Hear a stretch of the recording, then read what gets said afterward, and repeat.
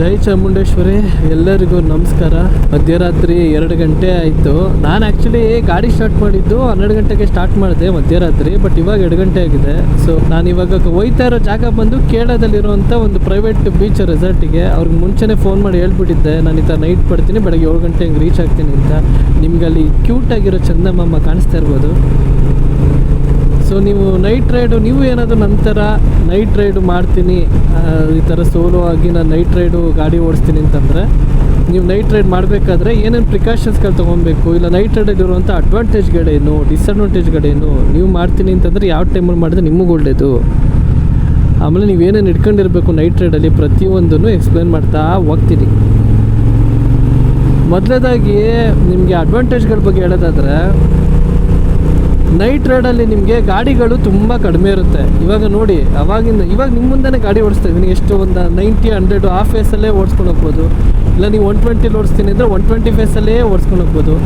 ಗಾಡಿಗಳು ಅಷ್ಟಿರಲ್ಲ ನೈಟ್ ಹೊತ್ತು. ಈಗ 2 ಗಂಟೆಗಂತೂ ಈ ರೋಡಲ್ಲಿ ನೋಡಿ ಯಾವ ಗಾಡಿ ಹೋಗ್ತಿದೆ, ಅವಾಗಿಂದನೂ 100 ಅಂದರೆ 100ಅಲ್ಲೇ ಹೋಗ್ತಾ ಇದ್ದೀನಿ. ಅಂದರೆ ಒಂದು ಕನ್ಸಿಸ್ಟೆಂಟ್ ಸ್ಪೀಡನ್ನು ನೈಟಲ್ಲಿ ನೀವು ಆರಾಮಾಗಿ ಮೇಂಟೈನ್ ಮಾಡ್ಕೊಂಡು ಹೋಗ್ಬೋದು.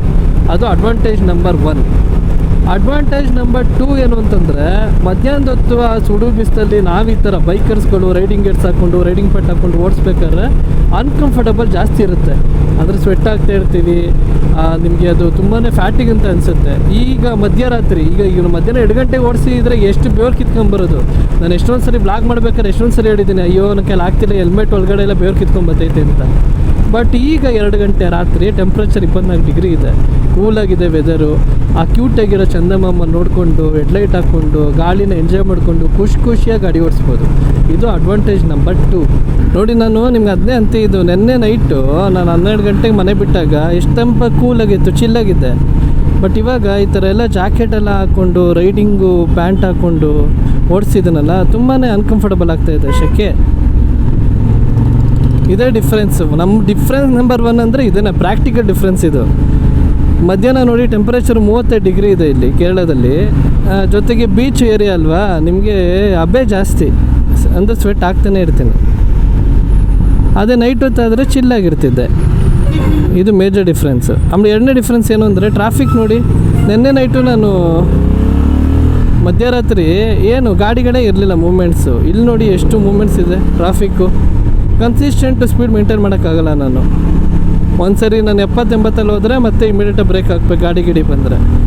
ಸೊ ಇದು ಮೇಜರ್ ಡಿಫ್ರೆನ್ಸ್ ನಂಬರ್ 2, ನೈಟ್ ರೈಡ್ಗೂ ಡೇ ರೈಡ್ಗೂ ಡಿಫ್ರೆನ್ಸು.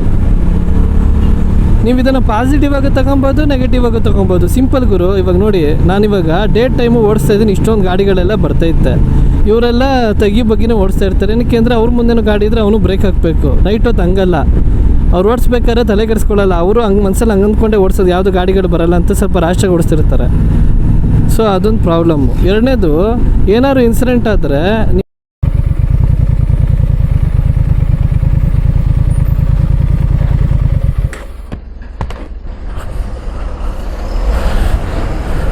ನೋಡಿ bro, come.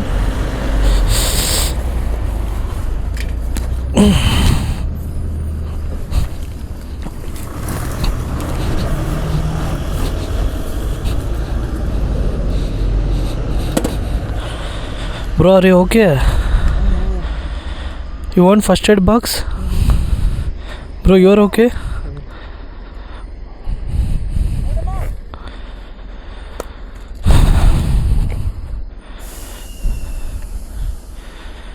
Bro, I don't know why you fall. Do you need first aid box? Boys, what happened? No, that is not a problem, bro. Your handle is still straight, don't worry.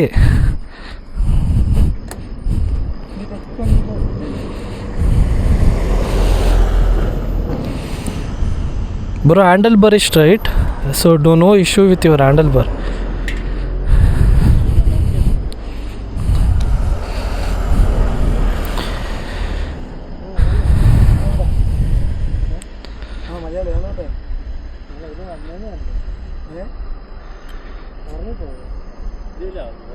ഞാൻ പെട്ടെന്ന് ഞങ്ങളെ കണ്ട് ഇത്ര അടുത്ത് പോയി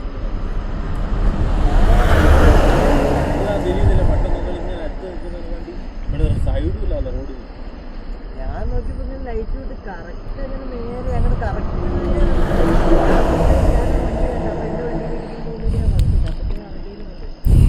തട്ടിയില്ല തട്ടിയില്ല. പക്ഷേ എൻ്റെ വണ്ടി നോക്കിയത് നിങ്ങളുടെ വണ്ടീൻ്റെ മുകളിൽ. ഒന്നാമത് ഇവിടെ road don't worry bro, bike is safe.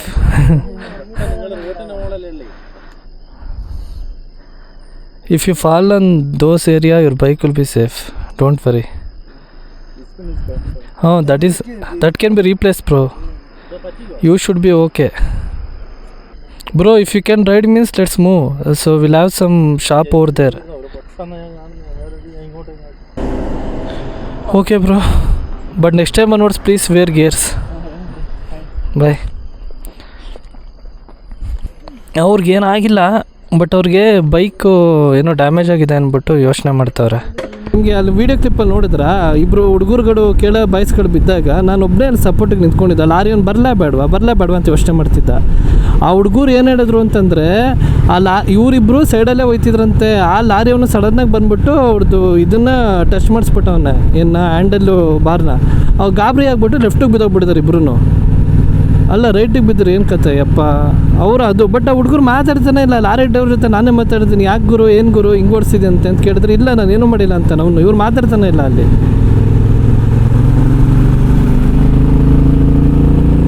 So ನಿಮಗೆ ನೈಟ್ ಹೊತ್ತು ಏನಾದ್ರು ಇನ್ಸಿಡೆಂಟ್ ಆದಾಗ ಜನಗಳು ಸ್ಪಂದಿಸೋದು ತುಂಬ ಅಂದರೆ ತುಂಬ ಕಡಿಮೆ. ಅಂದರೆ ಬೆರಳಿಕೆ ಜನ ಅಷ್ಟು ನೋಡ್ಕೊಂಡು ಹೊಡೋಗ್ಬಿಡ್ತಾರೆ. ಈ ಡೇ ಟೈಮಲ್ಲಿ ಹಂಗಲ್ಲ. ನಿಮ್ಗೇನಾದರೂ ಅಂದರೆ ಡಿಪೆಂಡ್ಸ್, ಅದನ್ನು ಏರಿಯಾಗಳ ಮೇಲೆ ಹೋಗುತ್ತೆ. ಬಟ್ ಇವಾಗ ಇಂಥ ಜಾಗದಲ್ಲಾದರೆ ತುಂಬ ಜನಗಳಿರ್ತಾರೆ. ಸಡನ್ನಾಗಿ ನಿಮಗೆ ಇಮಿಡಿಯೇಟಾಗಿ ರೆಸ್ಪಾನ್ಸ್ ಸಿಗುತ್ತೆ. ಸೊ ಅದು ಒಂದು ಅಡ್ವಾಂಟೇಜು ಡೇ ಟೈಮಲ್ಲಿ ಓಡಿಸೋದ್ರಿಂದ. ಡಿಸಡ್ವಾಂಟೇಜ್ ಬಂದು ನಿಮ್ಗೆ ನೈಟಲ್ಲಿ ಯಾರೂ ಇರೋಲ್ಲ ಹೆಲ್ಪ್ ಮಾಡೋಕ್ಕೆ. ಬಟ್ ಗಾಡಿ ಬ್ರೇಕ್ ಡೌನ್ ಆದರೂ ಅಷ್ಟೇ. ನಿಮಗೆ ಗಾಡಿ ಬ್ರೇಕ್ ಡೌನ್ ಆದರೆ ಡೇ ಟೈಮಲ್ಲಿ ಯಾರೋ ಒಬ್ಬ ಮೆಕ್ಯಾನಿಕನ್ನ ಹುಡ್ಕೊಂಡ್ಬಿಡ್ತೀರಾ ನೀವು. ಪಂಚರ್ ಆಗಿದ್ದರೆ ಪಂಚರನ್ನು ಹುಡ್ಕೊಂಡ್ಬಿಡ್ತೀರಾ, ಇಲ್ಲ ಏನಾದರೂ ಸ್ಪೇರ್ಸು ಪ್ರಾಬ್ಲಮ್ ಆಗಿದ್ದರೆ ಅವನ್ನ ಹುಡ್ಕೊಂಡ್ಬಿಡ್ತೀರಾ. ಅದೇ ಮಧ್ಯರಾತ್ರಿ ಬ್ರೇಕ್ ಡೌನ್ ಆದರೆ. ಎಲ್ಲದಕ್ಕಿಂತ ಇಂಪಾರ್ಟೆಂಟ್ ಪಾಯಿಂಟು ಬಂದು ಇದು ತಿಥಿಮತಿ ಆದಮೇಲೆ ಇದು ನಾಗರಹೊಳೆ ಟೈಗರ್ ರಿಸರ್ವ್. ಇದು ತಿಥಿಮತಿ ಅಂದರೆ ಏನು ಗೊತ್ತಾ, ನಿಮ್ಮ ನೆಟ್ವರ್ಕು ತಿಥಿಯಾಗಿ ಹೋಗಿರುತ್ತೆ ಅಂತ. ಅಂದರೆ ಅಪ್ಪಿತಪ್ಪಿನೂ ಇಲ್ಲಿ ನೆಟ್ವರ್ಕ್ ಸಿಗೋಲ್ಲ. ಅನ್ನೋದು ಜಿಂಕೆ ಇದೆ ಇಲ್ಲಿ. ನಿಮ್ಮ ಕ್ಯಾಮ್ರಾದಲ್ಲಿ ಕಾಣಿಸ್ತಿದೆಯಲ್ಲೋ ಗೊತ್ತಿಲ್ಲ, ಜಿಂಕೆ ಅಂತೂ ಇವಾಗ ಕಾಣಿಸ್ತು. ಕೆಲವು ಸರಿ ಆನೆಗಳು ಇಲ್ಲೆಲ್ಲೇ ಓಡಾಡ್ತಿರುತ್ತೆ. ಸೊ ನಿಮಗೆ ಒಳ್ಳೆ ಆಕ್ಸ್ ಲೈಟು ತುಂಬ ಇಂಪಾರ್ಟೆಂಟು. ಆಕ್ಸ್ ಲೈಟು ಇಲ್ಲ ಅಂತಂದರೆ ನಿಮಗೆ ದೂರದಲ್ಲಿ ಏನಿದೆ ಅಂತಲೇ ಗೊತ್ತಾಗಲ್ಲ.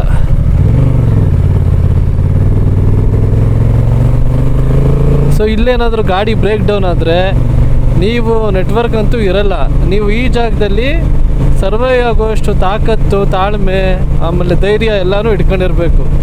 ಯಾರನ್ನಾದರೂ ಲಾರಿಗಿರಿಯವ್ರನ್ನ ತಡೆದು ನಿಲ್ಲಿಸಿ ಅವ್ರನ್ನ ಬೇಡ್ಕೊಂಡು ಕನ್ವಿನ್ಸ್ ಮಾಡಿ ಬೇರೆ ಕಡೆ ಹೋಗುವಷ್ಟಾದ್ರೂ ಕೆಪಾಸಿಟಿ ಇರಬೇಕು. ನೈಟು 3:45 ಯಾವ ಗಾಡಿನೂ ಇಲ್ಲ ಇಲ್ಲಿ. ಯಾವುದೋ ಒಂದು ಗಾಡಿ ಪಾಸ್ ಆಗಬೇಕು ಅಂತಂದರೆ ಒಂದು ಅರ್ಧ ಗಂಟೆ ವೆಯ್ಟ್ ಮಾಡಬೇಕು, ಅಂಥ ಜಾಗ ಇದು. ಸೊ ಇಲ್ಲೆಲ್ಲ ನೀವು ಓಡಾಡಬೇಕು ಅಂತಂದರೆ ಸೊ ನೀವು ಆ ರಿಸ್ಕನ್ನು ಕ್ಯಾರಿ ಮಾಡುವಷ್ಟು ಕೆಪಾಸಿಟಿ ನಿಮ್ಗೆ ಇರಬೇಕು. ನೋಡಿ ಇಲ್ಲೇ ಇದೆ ಆನೆ. ಇಲ್ಲಿ ಆನೆ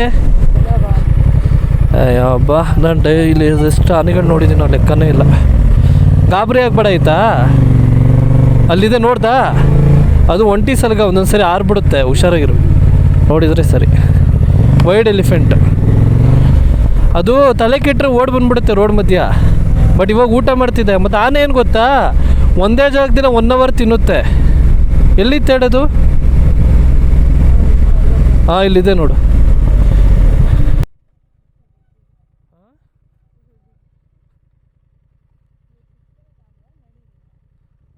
ನೀವು ಅಲ್ಲೇನಾದರೂ ಗಾಡಿ ಬ್ರೇಕ್ ಡೌನ್ ಆದರೆ ಏನು ಮಾಡ್ತೀರಾ? ಅಲ್ಲಿ ನೀವು ನಿಂತ್ಕೊಂಡು ಗಾಡಿನ ಸೈಡ್ಗೆ ಹಾಕಿ ನಿಂತ್ಕೊಳ್ಳೋ ಧೈರ್ಯನೂ ಇರಬೇಕು. ಅಲ್ಲಿ ಹೋಗೋಬ್ಬರು ಯಾವ್ದಾದ್ರು ಗಾಡಿ ಬಂದರೆ ಅವ್ರನ್ನ ಬೇಡ್ಕೊಳ್ಳೋಷ್ಟು ನಿಮಗೆ ಸೌಜನ್ಯನೂ ಇರಬೇಕು. ಅವ್ರ ಹತ್ರ ಟಾಪ್ ತೊಗೊಳ್ಳೋಷ್ಟು ಮಾತಾಡೋಷ್ಟು ಕೆಪಾಸಿಟಿನೂ ಇರಬೇಕು. ಯಾವುದಾದ್ರು ಒಂದು ಸೇಫ್ ಆಗಿರೋ ಸ್ಪಾಟಿಗೆ ಹೋಗಬೇಕು. ಹಂಗೆಲ್ಲ ಮಾಡ್ಕೊಬೇಕು. ಸೊ ಆ ಥರ ಅದು ನಿಮಗೆ disadvantage. Guard section. So okay, ನಿಮಗೆ ನಾನು 2 ನನ್ನ ಲೈಫಲ್ಲಿ ಟರ್ನಿಂಗ್ ಪಾಯಿಂಟ್ಸ್ ಕಡೆ ಹೇಳ್ತೀನಿ. ಒಂದು ಬಾಡಿ ಬಿಲ್ಡಿಂಗು, ಇನ್ನೊಂದು ಈ bike riding culture. Body building ಅಂತ ತೊಗೊಂಡ್ರೆ ನಾನು ಸ್ಕೂಲಲ್ಲೆಲ್ಲ ಒಳ್ಳೆ ಪೆಕ್ಕರಂಗಿದ್ದೆ, ಒಳ್ಳೆ ಸಣ್ಣಗೆ. ಸರಿ ಬೇರೆಯವ್ರಿಗಿಂತಲೂ ಡಿಫ್ರೆಂಟಾಗಿ ಕಾಣಿಸ್ಬೇಕು ಅಂದ್ಬಿಟ್ಟು ನಾನೇನು ಮಾಡಿದೆ, ಜಿಮ್ಮಿಗೆ ಸೇರ್ಕೊಂಡ್ಬಿಟ್ಟೆ. ಜಿಮ್ಮಿಗೆ ಸೇರ್ಕೊಂಡಾಗ ಶ್ರದ್ಧೆಯಿಂದ ವರ್ಕೌಟ್ ಮಾಡ್ತಿದ್ದೆ. ಆ ಜಿಮ್ಮು ತೇಜಸ್ ಜಿಮ್ ಅಂತ ಇತ್ತಲ್ಲ, ಅಲ್ಲಿ ಓನರ್ ಏನು ಮಾಡಿದ್ರು, ನೀನು ಬಾಡಿ ಬಿಲ್ಡಿಂಗು ಇಷ್ಟು ಸೀರಿಯಸ್ ಆಗಿ ಮಾಡ್ತಿದ್ಯಾ, ನಿನ್ನ ಕೈಯಲ್ಲಿ ಕಾಲಲ್ಲಿ ಎಲ್ಲ ನರಗಳಲ್ಲಿ ಎದ್ದೆದ್ದು ಕಾಣಿಸ್ತಾ ಇತ್ತೆ, ನೀನು ಸ್ಟೇಜ್ ಮೇಲೆ ಬಂದು ಶೋ ಕೊಡು ಅಂತ ಹೇಳಿದ್ರು. ಅಲ್ಲಿಗಂಟ ಇದ್ದಿದ್ದು ಅಮೋಘನೇ ಬೇರೆ ಅಂತಂದರೆ, ಒಬ್ಬರು ಮುಂದೆನೋ ಸಂಕೋಚ ನಾಚ್ಕೊಳ್ಳೋದು, ಯಾರೋ ಸ್ಟೇಜ್ ಕರೆದ್ರೆ ತಲೆ ಬಗ್ಸ್ಕೊಂಡು ನಿಂತ್ಕೊಳ್ಳೋದು ಹಂಗಿದ್ದೆ.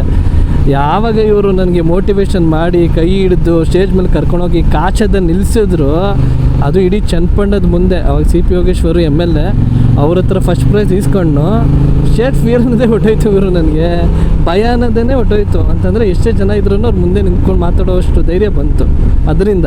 ಬಟ್ ಅವರೆಲ್ಲ ಚಪ್ಪಾಳೆ ತಟ್ಟಿ ನನಗೆ ಪ್ರೋತ್ಸಾಹ ಕೊಟ್ಟು ಎಲ್ಲ ಮಾಡಿದ್ರು. ಬಟ್ ಅದರಿಂದ ನನಗೆ ಸ್ಟೇಜ್ ಫಿಯರ್ ಅನ್ನೋದು ಹೊಟ್ಟೋಯ್ತು. ಅದಾದಮೇಲೆ ಇನ್ನು ಬೈಕ್ ವಿಚಾರಕ್ಕೆ ಬಂದರೆ, ಧೈರ್ಯ ಅನ್ನೋದು ಹೆಂಗೆ ಬರುತ್ತೆ ಲೈಫು ಮನುಷ್ಯನಿಗೆ ಅಂತ. ಸೊ ಇನ್ನು ಬೈಕ್ ವಿಚಾರಕ್ಕೆ ಬಂದರೆ, ನಾನು ಪ್ರತಿ ವರ್ಷವೂ ಅಯ್ಯಪ್ಪ ಸ್ವಾಮಿ ಮಾಲೆ ಹಾಕ್ಕೋತೀನಿ, 21 ದಿನ ಇಲ್ಲ 42 ದಿನ ಹಾಕ್ಕೋತೀನಿ. ಸೊ ನಾನು ಆ ವರ್ಷವೂ ಮಾಲೆ ಹಾಕ್ಕೊಂಡಿದ್ದೆ. NX 500 Honda NX 500 ಬೈಕ್ ತೊಗೊಂಡು ನಾನು ಶಬರಿಮಲೆಗೆ ಹೋದೆ, ಬೈಕಲ್ಲೇ ಒಬ್ಬನೇ. ಸೊ ಅವಾಗ ನಾನು ಏನು ಫಾಲೋ ಮಾಡ್ತೀನಿ ಅಂದರೆ, ಈಗ ನಾನು ಕುಕ್ಕೆ ಸುಬ್ರಹ್ಮಣ್ಯಕ್ಕೆ ಹೋದರೆ ಇಲ್ಲ ಮಂತ್ರಾಲಯಕ್ಕೆ ಹೋದರೆ ಎಲ್ಲೇ ಹೋದ್ರೂ ಹಿಂದಿನ ದಿನ ಎಲ್ಲಿ ಬೇಕಾದ್ರೂ ಸ್ಟೇ ಆಗಿಬಿಡ್ತೀನಿ, ಖುಷಿಯಾಗಿ ಸ್ಟೇ ಆಗ್ತೀನಿ. ನೆಕ್ಸ್ಟ್ ದಿನ ಸ್ಟೇ ಆಗೋಲ್ಲ, ಅಲ್ಲಿಂದ ಡೈರೆಕ್ಟಾಗಿ ಮನೆಗೆ ಹೊಟ್ಬಿಡ್ತೀನಿ. ಅದೇನಕ್ಕೆ ಅಂತ ಗೊತ್ತಿಲ್ಲ.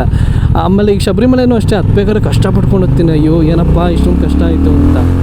ಬಟ್ ಹಿಡಿಬೇಕಾದ್ರೆ ಅದು ಎಲ್ಲಿ ಎನರ್ಜಿ ಇರುತ್ತೋ, ಆ ಜೋಶಲ್ಲಿರುತ್ತೋ, ಆ ಇಂಟೆನ್ಸಿಟಿಯಲ್ಲಿರುತ್ತೋ, ಖುಷಿಯಾಗಿ ಇಳ್ಕೊಂಡು ಬಂದುಬಿಡ್ತೀನಿ, ತಲೆನೇ ಕೆಡಿಸ್ಕೊಳ್ಳಲ್ಲ. ಅಂದರೆ ಹತ್ಬೇಕಾದ್ರೆ ಒಳ್ಳೆ ಅಜ್ಜನ ಥರ ಹತ್ತೀನಿ, ಹಿಡಿಬೇಕಾದ್ರೆ ಒಳ್ಳೆ ಮಕ್ಕಳು ಥರ ಎಗಿರ್ಕೊಂಡು ಬರ್ತೀನಿ, ಬೈಕ್ ಅಷ್ಟೇ ಖುಷಿಯಾಗಿ ಓಡಿಸ್ಕೊಂಡ್ಬಿಡ್ತೀನಿ.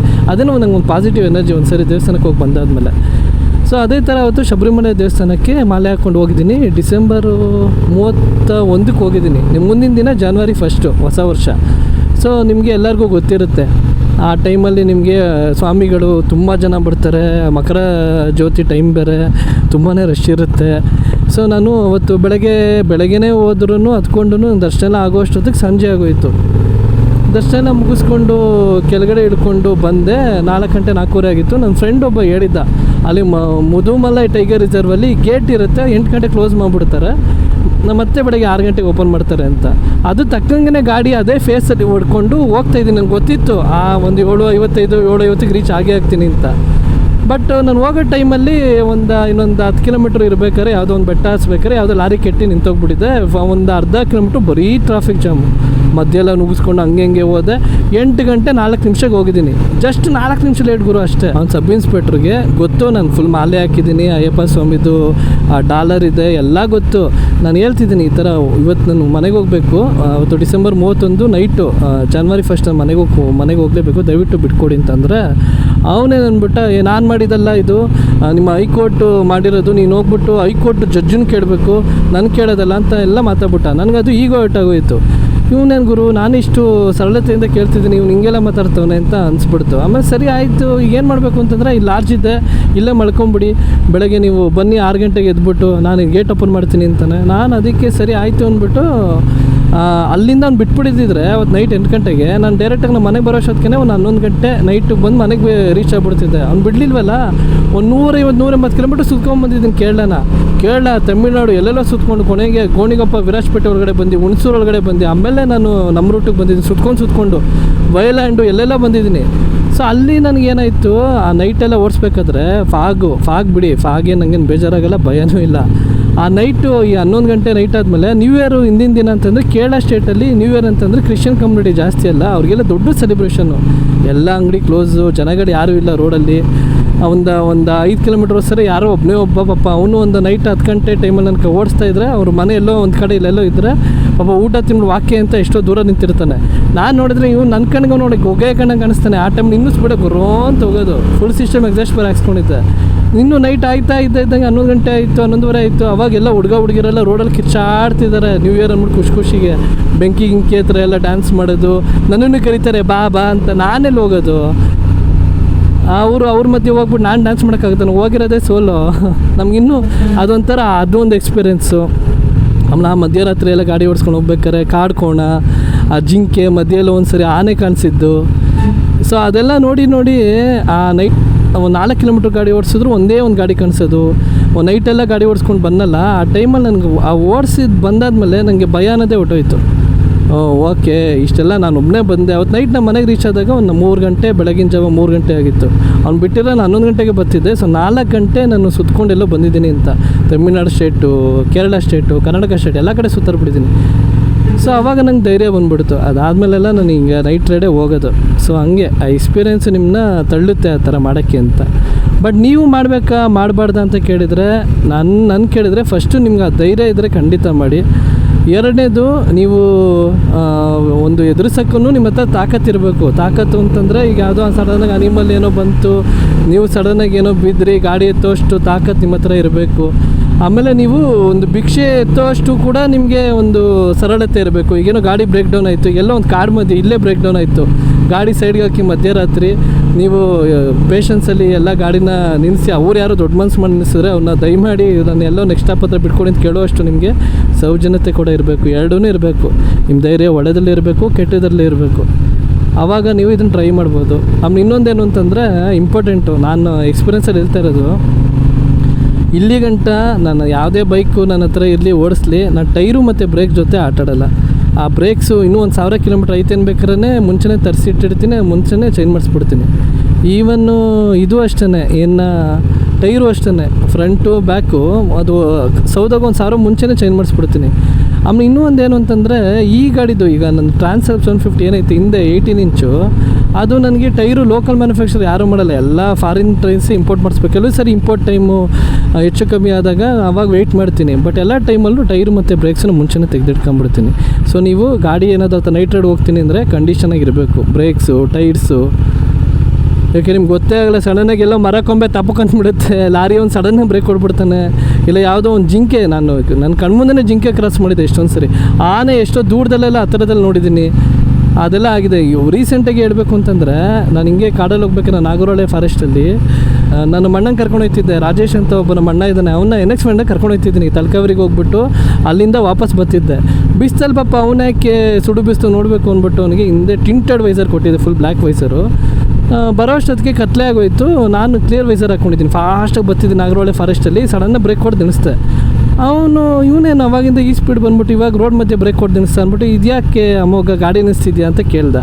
ಯಾಕೆ ಕಣ್ ಕಾಣಿಸ್ತಿಲ್ವ ನಿಂಗೆ ಅಂದೆ. ಇಲ್ಲ ಅಂದ. ವೈಸರ್ ತೆಗ್ದ.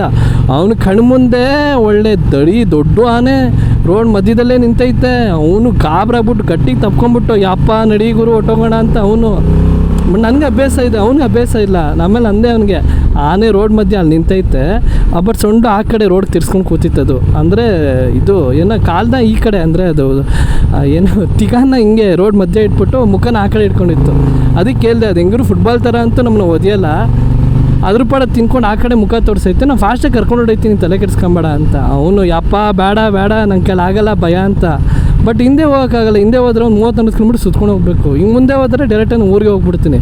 ಅವನಿಗೆ ಸಮಾಧಾನ ಏನು ಹೇಳಲೇ ಇಲ್ಲ, ಸುಮ್ಮನೆ ಗಾಡಿ ಆಕ್ಸಿಡೆಂಟ್ ಕೊಡ್ಕೊಂಡು ಸರೋಂದ್ಕೊಂಡು ಹೊಟ್ಟೋಗ್ಬಿಟ್ಟೆ ಆನೆ ಪಕ್ಕ.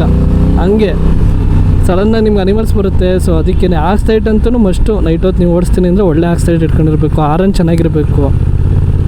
ಆಮೇಲೆ ನಾನು ಯಾವುದೇ ಗಾಡಿ ತೊಗೊಂಡ್ರು ಅಷ್ಟೇ, ಫಸ್ಟು ನಾನು ಇದ್ರ ಎಕ್ಸಾಸ್ಟ್ ಚೇಂಜ್ ಮಾಡಿಸ್ಬಿಡ್ತೀನಿ. ಮುಂಚೆ NX ಫ್ರೆಂಡ್ಗಂತೂ ಫುಲ್ ಸಿಸ್ಟಮ್ ಎಕ್ಸಾಸ್ಟ್ ಇತ್ತು, ಇದು ಸ್ಲಿಪ್ ಆನ್. ಇದು ಫುಲ್ ಸಿಸ್ಟಮ್ ಎಕ್ಸಾಸ್ಟು ನನಗೆ ಬೆಸ್ಟ್. ಅದು ಬೇಸಿ ಸೌಂಡು ಏನು ಸಖತ್ತಾಗಿ ಬರೋದು ಗೊತ್ತಾ. ಬಟ್ ಇದು ಸ್ಲಿಪ್ ಆನ್ ಅಂತಂದರೆ ಓಕೆ ನಿಮ್ಗೆ ಅಷ್ಟೊಂದು ಖುಷಿ ಕೊಡಲ್ಲ. ಬಟ್ 10 ಔಟ್ ಆಫ್ 7 ಇದು, ಅದು 10 ಔಟ್ ಆಫ್ 9 ಅದು. ಸೊ ಈ ಥರ ಎಕ್ಸಾಸ್ಟ್ ಚೇಂಜ್ ಮಾಡಿಸ್ಕೊಂಡಾಗ ಅನಿಮಲ್ಸ್ಗೂ ಗೊತ್ತಾಗುತ್ತೆ ಯಾವುದು ಗಾಡಿ ಬರ್ತಿದೆ ಅಂತ. ಇವಾಗೆಲ್ಲ ಗಾಡಿಗಳು ಮ್ಯೂಟ್ ಆಗಿಬಿಡ್ತೈತೆ, ಸೌಂಡ್ ಬರೋಲ್ಲ. ಅವ್ರು ಎಲೆಕ್ಟ್ರಿಕ್ ಗಾಡಿಗೆ ಸರಿ ಸಮಾನವಾಗಿ ಮಾಡ್ಬಿಡ್ತವ್ರೆ, ನಿಮ್ಗೆ ಯಾವ ಗಾಡಿನೂ ಅಷ್ಟೊಂದು ಸೌಂಡ್ ಬರೋಲ್ಲ ಇವಾಗ. ಸೊ ಎಕ್ಸಾಸ್ಟು ಸೌಂಡು ಈ ಥರ ಎಲ್ಲ ಓಡಿಸ್ಬೇಕಾದ್ರೆ ತುಂಬ ಹೆಲ್ಪ್ ಆಗುತ್ತೆ.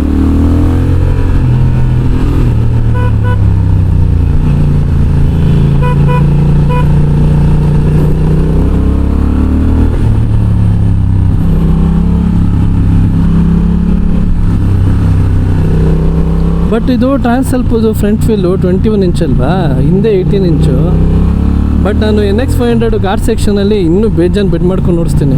ಇನ್ನು ಸ್ಪೋರ್ಟ್ಸ್ ಬೈಕು Z900 ಇನ್ನೂ ಸಖತ್ತ ಬೆಂಡ್ ಮಾಡಿಸ್ತೀನಿ. ಯಾವ ಚಕ್ರ ಅಗಲ ಇರ್ತದೆ, ಮುಂದಿನ ಚಕ್ರ ಹಿಂದಿನ ಚಕ್ರ, ಅದೆಲ್ಲ ಇದು ಚೆನ್ನಾಗಿ ಬೆಂಡ್ ಮಾಡಿಸ್ಬೋದು. ಇದನ್ನು ಮಾಡಿಸ್ಬೋದು, ಬಟ್ ಆದರೂ ಮಾಡಿಸ್ತೀನಲ್ಲ, ಅದನ್ನು ಜಾಸ್ತಿ ಆ್ಯಂಗಲ್ ಬೆಂಡ್ ಮಾಡಿಸ್ತೀನಿ ಕಂಪೇರ್ ಮಾಡಿದ್ರೆ.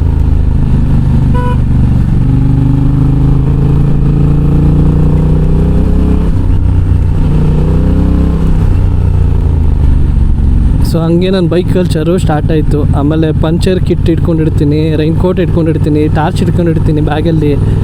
ಸೊ ಏನಾದ್ರು ಎಮರ್ಜೆನ್ಸಿ ಆದರೆ ಪಂಚರ್ ಹಾಕೋಷ್ಟು ಕಲ್ತ್ಕೊಂಡಿದ್ದೀನಿ. ಇನ್ನೇನು ನನಗೇನು ಜಾಸ್ತಿ ಏನು ಬರೋಲ್ಲ. ಪಂಚರು ಟ್ಯೂಬ್ಲೆಸ್ ಪಂಚರ್ ಹಾಕೋಕೆ ಕಲ್ತ್ಕೊಂಡಿದ್ದೀನಿ. ಆಮೇಲೆ ಏನು ತುಂಬಿಸ್ತದಲ್ಲ ಮೆಷಿನ್, ಅದು ಇಟ್ಕೊಂಡಿದ್ದೀನಿ ಚಿಕ್ಕದು. ಸಿಂಪಲ್ ಬೇಸಿಕ್ ಕೆಲಸ ಎಲ್ಲ ಮಾಡ್ಕೊತೀನಿ. ಅದು ಹೇಳಿದ್ನಲ್ಲ, ಭಿಕ್ಷೆ ಬೇಡಕ್ಕೂ ರೆಡಿ ಇರಬೇಕು. ಏನಾದ್ರು ಸಡನ್ನಾಗಿ ಯಾರಾದರೂ ನಿಮ್ಗೆ ತೊಂದರೆ ಕೊಡ್ತೀನಿ ಅಂದರೆ ಅವ್ರನ್ನ ಎದುರಿಸೋಕ್ಕೂ ರೆಡಿಯಾಗಿರಬೇಕು. ನೈಟ್ ಹೊತ್ತು ಗಾಡಿ ಓಡಿಸ್ತೀನಿ ಅಂತಂದರೆ. ಬೆಳಗ್ಗೆ ಹೊತ್ತು ಜಡ್ಜ್ ಮಾಡೋಕ್ಕೆ ಯಾರು ಬಂದ್ಬಿಡ್ತಾರೆ, ಜನ ಇವಂದೇ ತಪ್ಪು ಗುರು ಅಂತ ಹೇಳ್ತಾರೆ. ನೈಟ್ ಹೊತ್ತು ಯಾವನು ಹೇಳ್ತಾನೆ, ಯಾವನೂ ಹೇಳಲ್ಲ. ಆ ಟೈಮಲ್ಲಿ ನಿಮ್ಗೆ ಯಾವನಾರು ಪಾಸ್ ಆದರೆ ನಿಂತ್ಕೊಳ್ಳೋಕೆ ಅವನು ರೆಡಿ ಇದ್ದು ಗಾಡಿ ನಿಲ್ಸಿದ್ರೆ ಸರಿ. ನಾನು ನೋಡಿದ್ರೆ ನಿಲ್ಸಲ್ಲ ಗುರು, ಸುಮ್ಮನೆ ಅವ್ರಾಯ್ತು ಅವ್ರ ಜೀವನ ಆಯಿತು ಅಂತ ಹೊಡೋಗ್ಬಿಡ್ತಾರೆ ನೈಟ್ ಹೊತ್ತು. ಸೊ ಅಷ್ಟೊಂದೆಲ್ಲ ರಿಸ್ಕು ಇರುತ್ತೆ.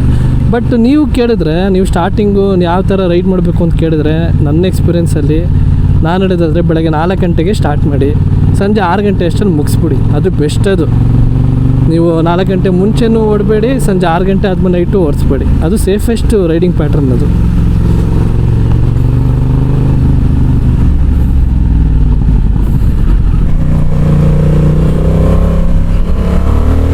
ವೆದರ್ ಚೆನ್ನಾಗೈತೆ ಅಂದರೆ ರೋಡ್ ಚೆನ್ನಾಗಿಲ್ಲ.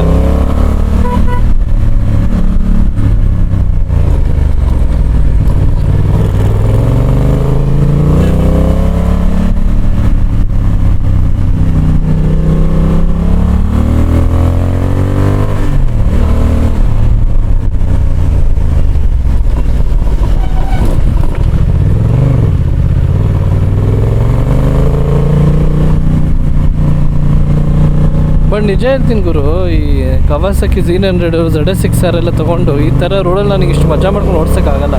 ಅದಕ್ಕೆಲ್ಲ ರೋಡ್ ಚೆನ್ನಾಗಿದ್ರೆ ಸರಿ, ಇಲ್ಲಾಂದರೆ ಬೆನ್ನೋ ಬಂದ್ಬಿಡುತ್ತೆ. ಆಯಾಬೂಸನೇ ನಾನು ತೊಗೊಂಡು ಈ ಗಾಡಿ ಓಡಿಸಿ ಅಭ್ಯಾಸ ಮಾಡ್ಕೊಂಬಿಟ್ಟು ಆಯಾಬೂಸನೇ ನಾನೊಂದು 60 ಕಿಲೋಮೀಟ್ರ್ ಓಡಿಸಿದ್ರೆ ಆವಾಗಲೇ ಬೆನ್ನು ನೋಯ್ತಾ ಇರುತ್ತೆ. ಅದೇನು ಗೊತ್ತಾ, ಇವಾಗ ಯಾರನ್ನೋ ಮದುವೆ ಆಗಿರ್ತೀವಿ ಅಂತಲೇ ಅಂದ್ಕೊಳ್ಳಿ, ಆ ಹೆಂಡತಿ ಹೆವಿ ಟಾರ್ಚರ್ ಕೊಡ್ತಿರ್ತಾಳೆ. ಅಂದರೆ ಮನೇಲಿ ನಾಯಿ ಹೊಡೆದಂಗೆ ಹೊಡಿತಿರ್ತಾಳೆ, ಬೈತಿರ್ತಾಳೆ. ಬಟ್ ಏನೋ ಒಂದು ಸ್ವಲ್ಪ ನಿಯತ್ತಾಗಿರ್ತಾಳೆ, ಚೆನ್ನಾಗಿ ಕೇರ್ ಮಾಡ್ತಾಳೆ ಅಂದ್ಬಿಟ್ಟು ಅಷ್ಟೆಲ್ಲ ನೋವು ಅನುಭವಿಸ್ತಿದ್ರು ಇಲ್ಲ ನನ್ನ ಹೆಂಡತಿ ಒಳ್ಳೆಯವಳು, ಅಯ್ಯೋ ನನ್ನ ಹೆಂಡತಿ ಜೀವ ಚಿನ್ನ ಅಂತ ಹೇಳ್ಕೊತೀವಲ್ಲ ಹಂಗೆ. ಆ ಬೈಕಿಂದ ಸಿಕ್ಕಾಪಟ್ಟೆ ನೋವುಗಳು ಇರ್ತದೆ. ಬಟ್ ನಾವು ತೊಗೊಂಡ್ಬಿಟ್ಟಿರ್ತೀವಲ್ಲ, ಆ ಖುಷಿಗೆ ಹೇಳ್ಕೊಬೇಕು, ತುಂಬ ಕಂಫರ್ಟಬಲ್ ಆಗಿದೆ, ತುಂಬ ಟ್ರಿಪ್ ಮಾಡ್ತೀನಿ ಹಂಗೆ ಅಂತ.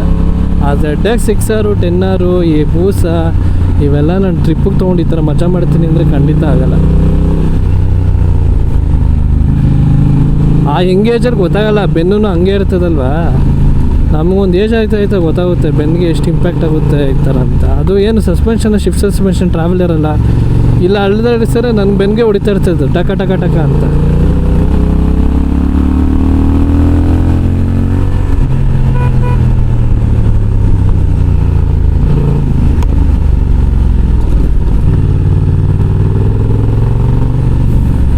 ನೋಡಿ ಕಾರ್ ಕೆಟ್ಟೋಗಿದೆ, ಇಲ್ಲೇ ನಿಲ್ಸ್ಬಿಟ್ಟು ಹೋಗ್ಬಿಟ್ಟಾನೆ. ಅಯ್ಯೋ ಯಾರೋ ಫುಟ್ಬಾಲ್ ಎಂಪ್ಲಾಯಿ.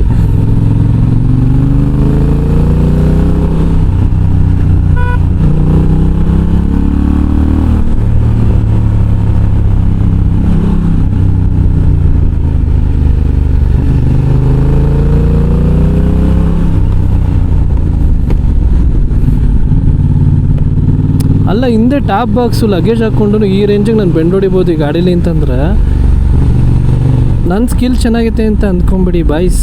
ಗಾಡಿ ಚೆನ್ನಾಗಿದೆ, ಹೋಂಡಾ ಗಾಡಿ ಚೆನ್ನಾಗಿದೆ.